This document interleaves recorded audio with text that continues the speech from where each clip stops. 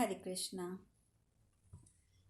ब्राह्मण शिष्टाचारी पुरुषों में गुरु की सेवा, सत्य भाषण, क्रोध का अभाव तथा दान, ये 4 सद्गुण रहते हैं। मनुष्य शिष्ट पुरुषों के उपयुक्त आचार में मन को सब प्रकार से स्थापित करके जिस उत्तम स्थिति को प्राप्त करता है, उसकी उपलब्धि और किसी प्रकार से नहीं हो सकती। वेद का सार है सत्य, सत्य का सार है इंद्रिय संयम और इंद्रिय संयम का सार है त्याग। यह त्याग शिष्ट पुरुषों के आचार में सदा विद्यमान रहता है। जो मनुष्य बुद्धि मोह से युक्त होकर धर्म में दोष देखते हैं, वे स्वयं को कुमार्गी होते ही हैं। उनके पीछे चलने वाला मनुष्य भी कष्ट पाता है। जो शिष्ट हैं, वे सदा ही नियमित जीवन व्यतीत करते हैं। वेदों के स्वाध्याय में तत्पर और त्यागी होते हैं, धर्म के मार्ग पर चलते हैं और सत्य धर्म को अपना परम आश्रय मानते हैं। शिष्टाचार परायण मनुष्य अपनी उत्तम बुद्धि को संयम में रखते हैं। इसलिए तुम नास्तिक, धर्म की मर्यादा भंग करने वाले, क्रूर तथा पाप पूर्ण विचार रखने वाले पुरुषों का साथ छोड़ दो और ज्ञान का आश्रय लेकर धर्मात्मा पुरुषों की सेवा में रहो। यह शरीर एक नदी है, 5 इंद्रियां इनमें जल हैं। काम और लोभ रूपी मगर इसके भीतर भरे पड़े हैं। जन्म और मृत्यु के दुर्गम प्रदेश में ये नदी बह रही है। तुम धैर्य की नाव पर बैठो और इसके दुर्गम स्थानों, जन्म आदि क्लेशों को पार कर जाओ। जैसे कोई भी रंग सफ़ेद कपड़े पर ही अच्छी तरह खिलता है, उसी प्रकार शिष्टाचार का पालन करने वाले पुरुष ही क्रमशः संचित किया हुआ बुद्धि योगमय महान धर्म भली भांति प्रकाशित होता है। अहिंसा और सत्य भाषण ये समस्त प्राणियों के लिए अत्यंत हितकर है। शिष्ट पुरुषों के आचार में ग्रहित सत्य ही सबसे अधिक गौरव की वस्तु है। सदाचार ही श्रेष्ठ पुरुषों का धर्म है। सदाचार से ही संतों की पहचान होती है। जिस जीव की जैसी प्रकृति होती है, वह अपनी प्रकृति के अनुसार ही अनुसरण करता है। अपने मन को वश में ना रखने वाला पापात्मा पुरुष ही काम, क्रोध आदि दोषों को प्राप्त होता है। जो आरंभ न्याय युक्त हो वही धर्म कहा जाता है। इसके विपरीत जो अनाचार है वह अधर्म है, ऐसा शिष्ट पुरुषों का कथन है। जिनमें क्रोध का अभाव है, जो दूसरों के दोष नहीं देखते, जिनमें अहंकार और ईर्ष्या का अभाव है, जो सरल तथा मनोनिग्रह से संपन्न हैं, वे शिष्टाचारी कहलाते हैं। जो तीनों वेदों के विद्वानों में श्रेष्ठ, पवित्र, सदाचारी, मनस्वी, गुरुसेवक और जितेंद्रिय हैं, वे शिष्टाचारी कहे जाते हैं। जो सत्वगुण से संपन्न हैं, जिनके आचार और कर्म पापियों के लिए कठिन हैं तथा जो संसार में अपने सत्कर्मों के द्वारा सत्कृत हैं, उनके हिंसा आदि दोष स्वतः नष्ट हो जाते हैं। जो आस्तिक, अहंकार शून्य ब्राह्मणों का समादर करने वाले विद्वान और सदाचार से संपन्न हैं, वे ही श्रेष्ठ पुरुष स्वर्ग में निवास करते हैं। जिनका वेदों में वर्णन है वह धर्म का पहला अक्षर लक्षण है। धर्मशास्त्र में जिसका प्रतिपादन किया गया है वह धर्म का दूसरा लक्षण है और शिष्टाचार धर्म का तीसरा लक्षण है। इस प्रकार शिष्ट पुरुषों के धर्म के 3 लक्षण स्वीकार किए गए हैं। सब विद्याओं का अध्ययन, सब तीर्थों में स्नान, क्षमा, सत्य, सरलता और शौच, ये श्रेष्ठ पुरुषों के आचार को लक्षित करने वाले हैं। जो समस्त प्राणियों पर दया करते, सदा अहिंसा धर्म के पालन में तत्पर रहते और कभी किसी से कटु वचन नहीं बोलते, ऐसे संत सदा द्विजों के प्रिय होते हैं। जो शुभ अशुभ कर्मों के फल संचय से संबंध रखने वाले परिणाम को जानते हैं, वे ही शिष्ट कहे गए हैं। जो सबको दान देने वाले, अपने कुटुंबी जनों के प्रत्येक वस्तु को समान रूप से बांटकर उसका उपयोग करने वाले, दीन जनों पर कृपा भाव बनाने वाले और सभी प्राणियों के प्रति जो दयालु हैं, वे श्रेष्ठ पुरुषों का सम्मानित शिष्टाचार कहा गया है। जो दान से अवशिष्ट वस्तु का उपयोग करने वाले हैं, वे श्रेष्ठ पुरुष इस लोक में संपत्ति और परलोक में सुखमय लोक की प्राप्ति करते हैं। संत पुरुष अनंत काल तक उन्नति की ओर अग्रसर होते रहते हैं। जो अहिंसा, सत्य भाषण, कोमलता, सरलता, अद्रोह, अहंकार, त्याग, लज्जा, क्षमा, शम, दम इन गुणों से युक्त बुद्धिमान, धैर्यवान और समस्त प्राणियों पर अनुग्रह करने वाले तथा राग द्वेष से रहित हैं, वे संत संपूर्ण लोगों के लिए प्राणभूत हैं। जो सर्वत्र दया करते हैं, जिनके हृदय करुणा की अनुभूति होती है, वे श्रेष्ठ पुरुष ही हैं। दोष दृष्टि का अभाव, क्षमा, शांति, संतोष, प्रिय भाषण, काम क्रोध का त्याग, शिष्टाचार सेवन और शास्त्र के अनुकूल कर्म करना, ये श्रेष्ठ पुरुषों का अति उत्तम धर्म माना गया है। ब्राह्मण विप्रवर, इस प्रकार शिष्टाचार के गुणों के संबंध में मैंने जैसा जाना और सुना वह सब तुमसे कह सुनाया है। इस प्रकार श्री महाभारत पर्व के अंतर्गत मार्कंडेय समस्या पर्व में ब्राह्मण व्यास संवाद विषयक 207वां अध्याय पूर्ण हुआ। मार्कंडेय जी आगे कहते हैं, युधिष्ठिर, तदंतर धर्मव्याध ने कौशिक ब्राह्मण से कहा, मैंने जो ये मांस बेचने का व्यवसाय किया है, जो मैं कर रहा हूँ, वास्तव में वह अत्यंत घोर कर्म है, इसमें संशय नहीं है। किंतु ब्राह्मण दैव बलवान है। पूर्व जन्म में किए हुए कर्म का नाम ही दैव है, जिसके पार पाना बहुत कठिन है। ये जो कर्म दोष जनित व्याध के घर में मेरा जन्म हुआ है, यह मेरे पूर्व जन्म में किए हुए पाप का ही फल है।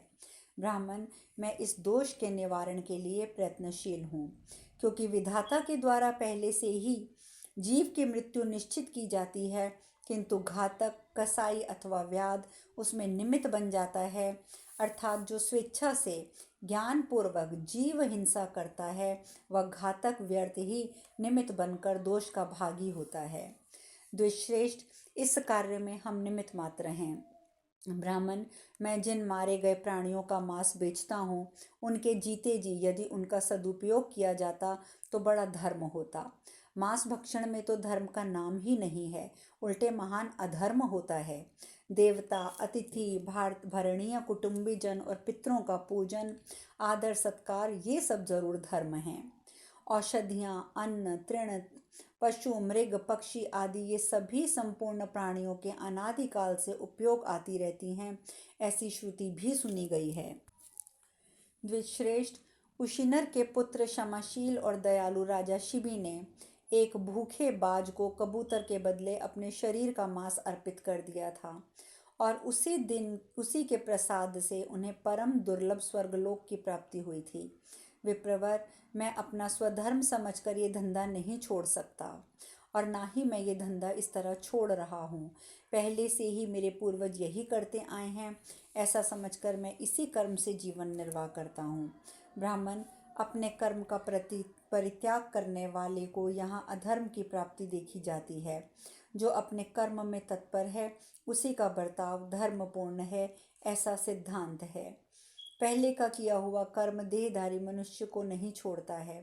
बहुधा कर्म निर्णय करते समय विधाता ने इसी विधि को अपने सामने रखा है। जो क्रूर कर्म में लगा हुआ है, उसे सदा ये सोचते रहना चाहिए कि मैं कैसे शुभ कर्म करूं और किस प्रकार इस निंदित कर्म से मैं छुटकारा पाऊं। बार बार ऐसा करने से उस घोर कर्म से छूटने के विषय में कोई निश्चित उपाय प्राप्त हो जाता है। द्विश्रेष्ठ, मैं दान, सत्य भाषण, गुरु सेवा, ब्राह्मण पूजा और धर्म पालन में सदा तत्पर रहकर अभिमान और अतिवाद से दूर रहता हूँ। जो लोग खेती को उत्तम मानते हैं, परंतु उसमें भी बहुत बड़ी हिंसा होती है। हल चलाने वाला मनुष्य धरती के भीतर शयन करने वाले बहुत से प्राणियों की हत्या कर डालते हैं। इनके सिवा और भी बहुत से जीवों का वो वध करते रहते हैं। इस विषय में आप क्या समझते हैं? द्विश्रेष्ठ, धान आदि जितने अन्न के बीज हैं, वे सब के सब जीव ही हैं, अतः इस विषय में आप क्या समझते हैं? विप्रवर, कितने ही मनुष्य पशुओं पर आक्रमण करके उन्हें मारते हैं और खाते हैं, वृक्षों और औषधियों को काटते हैं। वृक्षों और फलों में भी बहुत से जीव रहते हैं, जल में भी नाना प्रकार के जीव रहते हैं। ब्राह्मण, आप इस विषय में क्या समझते हैं? जीवों से ही जीवन निर्वाह करने वाला, जीवों के द्वारा ये सारा संसार व्याप्त है। मत्स्यों को अपना ग्रास बना लेता है, इसके विषय में आप क्या समझते हैं? बहुधा जीवों से ही जीवन धारण करते हैं, और प्राणी स्वयं ही एक दूसरे को अपना आहार बना लेते हैं, इसके विषय में भी आप क्या समझते हैं? मनुष्य चलते फिरते धरती के बहुत से जीव जंतुओं को असावधानी पूर्वक पैरों से मार देता है। ब्राह्मण, इस विषय को आप क्या समझते हैं? ज्ञान विज्ञान संपन्न पुरुष भी अनजाने में बैठे सोते समय अनेक जीवों की हिंसा कर बैठता है। उनके विषय में आप क्या कहते हैं? आकाश से लेकर पृथ्वी तक ये सारा जगत जीवों से भरा हुआ है। कितने ही मनुष्य अनजाने में भी जीव हिंसा करते हैं। इस विषय में आप क्या समझते हैं? पूर्व काल के अभिमान शून्य श्रेष्ठ पुरुषों ने जो अहिंसा का उपदेश है उसका तत्व समझना चाहिए, क्योंकि द्विश्रेष्ठ स्थूल दृष्टि से देखा जाए तो संसार में कौन जीव हिंसा नहीं करता है। बहुत सोच विचार कर मैं इस निश्चय पर पहुंचा हूँ कि कोई भी क्रियाशील पुरुष अहिंसक नहीं है। द्विश्रेष्ठ यति लोग अहिंसा धर्म के पालन में तत्पर होते हैं, परंतु वे भी हिंसा कर ही डालते हैं, अर्थात उनके द्वारा हिंसा हो ही जाती है। अवश्य ही यत्नपूर्वक चेष्टा करने से हिंसा की मात्रा बहुत कम हो जाती है। ब्राह्मण, उत्तम कुल में उत्पन्न परम सद्गुण संपन्न और श्रेष्ठ जाने वाले पुरुष भी अत्यंत भयानक कर्म करके लज्जा का अनुभव करते हैं। मित्र दूसरे मित्रों को और शत्रु अपने शत्रुओं को वे अच्छे कर्म में लगे हुए हों तो भी अच्छी दृष्टि से नहीं देखते हैं। बंधु बांधव अपने समृद्धशाली बांधवों से भी प्रसन्न नहीं रहते। अपने को पंडित मानने वाले मूढ़ मनुष्य गुरुजनों की भी निंदा करते हैं। द्विश्रेष्ठ, इस प्रकार जगत में अनेक उल्टी बातें देखी जाती हैं। अधर्म भी धर्म से युक्त होता है। इस विषय में आप क्या समझते हैं? धर्म और अधर्म संबंधी कार्यों के विषय में और भी बहुत सी बातें कही जा सकती हैं। अतएव जो आपको कुलोचित कर्म में लगा हुआ है वही महान यश का भागी होता है। इस प्रकार वन पर्व के अंतर्गत मार्कंडे समस्या पर्व में पतिव्रता उपाख्यान के प्रसंग में ब्राह्मण वाद्य संवादक विषयक 208वां अध्याय पूर्ण हुआ। मार्कंडे जी कहते हैं, संपूर्ण धर्मात्माओं में श्रेष्ठ युधिष्ठिर महाराज, तदंतर धर्मव्याध ने विप्रवर कौशिक से पुनः कुशलता पूर्वक कहना आरंभ किया। व्याध ने कहा, वृद्ध पुरुषों का कहना है कि धर्म के विषय में केवल वेद ही प्रमाण है। ये ठीक है, तो भी धर्म की गति बड़ी सूक्ष्म है। उसके अंत भेद और अनेक शाखाएं हैं। वेद के अनुसार सत्य धर्म और असत्य अधर्म है। परंतु यदि किसी के प्राणों पर संकट आ जाए अथवा कन्या आदि का विवाह तय करना हो तो ऐसे अवसरों पर प्राण रक्षा आदि के लिए झूठ बोलने की आवश्यकता पड़ जाए तो वहाँ असत्य को भी सत्य का फल मिलता है। इसके विपरीत यदि सत्य भाषण से किसी के प्राणों पर संकट आ जाए तो सत्य से ही असत्य का भी फल प्राप्त होता है। सज्जन शिरोमणि, मनुष्य जो शुभ या अशुभ कार्य करता है उसका फल उसे अवश्य भोगना पड़ता है, इसमें संशय नहीं है।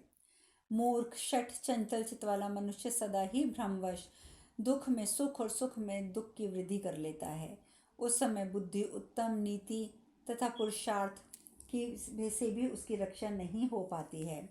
यदि पुरुषार्थ जनित कर्म का फल पराधीन ना होता तो जिसकी जो इच्छा होती उसको वही प्राप्त होता। किंतु बड़े बड़े संयमी कार्यकुशल बुद्धिमान मनुष्य भी अपना काम करते करते थक जाते हैं तो भी वे इच्छापूर्वक फल की प्राप्ति से वंचित देखे जाते हैं, तथा दूसरे मनुष्य जो निरंतर जीवों की हिंसा के लिए उद्यत रहते हैं वह सदा लोगों के को ठगने में ही लगे रहते हैं। वह सुखपूर्वक जीवन बिताएं कैसे? कितने ही दीन मनुष्य पुत्र की कामना रखकर देवताओं को पूजते हैं और कठिन तपस्या करते हैं, तो भी उनके गर्भ द्वारा गर्भ में स्थापित तथा 10 मास तक माता के उदर में पालित होकर जो पुत्र पैदा होता है वो कुलांगार निकल जाते हैं। और दूसरे ऐसे बहुत से हैं जो अपने पिता के द्वारा जोड़े हुए धन धान्य भोग विलास से प्रचुर साधनों के साथ पैदा होते हैं और उनकी प्राप्ति भी मांगलिक कृत्यों के अनुष्ठान से ही होती है।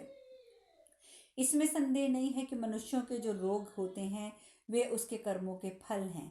जैसे बहेलिया छोटे मृगों को पीड़ा पहुंचा देते हैं, उससे वह रोग और अव्याधियों आदि जीवन से पीड़ित होते हैं।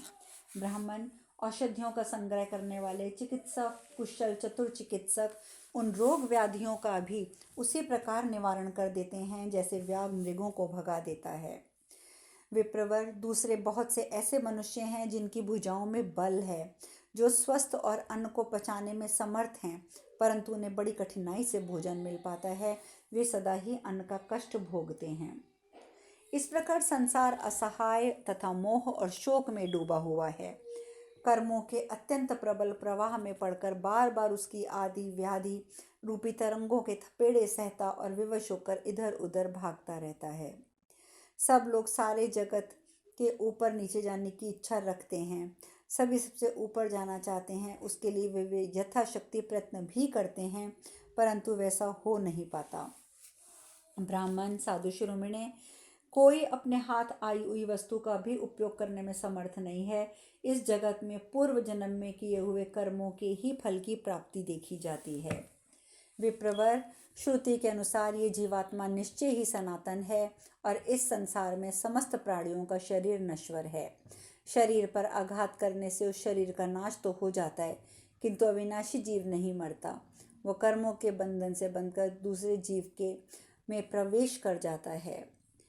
ब्राह्मण बोले। ब्राह्मण ने आगे पूछा, धर्मज्ञों और वक्ताओं में श्रेष्ठ व्याध, जीव सनातन कैसे है? मैं इस विषय को यथार्थ रूप में जानना चाहता हूँ। धर्मव्याध ने कहा, ब्राह्मण, देह का नाश होने पर जीव का नाश नहीं होता है। मनुष्यों का ये कथन कि जीव मरता है मिथ्या ही है, किंतु जीव तो इस शरीर को छोड़कर दूसरे शरीर में चला जाता है। शरीर के पांचों तत्वों का पृथक पृथक 5 भूतों में मिल जाना ही उसका नाश कहलाता है।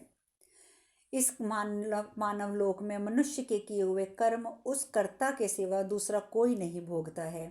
उसके द्वारा जो कुछ भी कर्म किया जाता है उसे वह स्वयं ही भोगता है और किए हुए कर्मों का कभी नाश भी नहीं होता है। पुण्यात्मा मनुष्य पुण्य कर्मों का अनुष्ठान करते हैं, नीच मनुष्य पाप में प्रवृत्त रहते हैं। यहाँ अपने अपने कर्म मनुष्य का अनुसरण करते रहते हैं और उससे प्रवाहित होकर ही उसे दूसरा जन्म धारण करना होता है। यह सुनकर ब्राह्मण ने पूछा, सत्पुरुषों में श्रेष्ठ जीव दूसरी योनि में कैसे जन्म लेता है? पाप और पुण्य से उसका संबंध किस प्रकार होता है? ये सब भी मुझे बताइए। शेष कथा कल। हरे कृष्णा। कल हरे कृष्णा। कल हरे कृष्णा।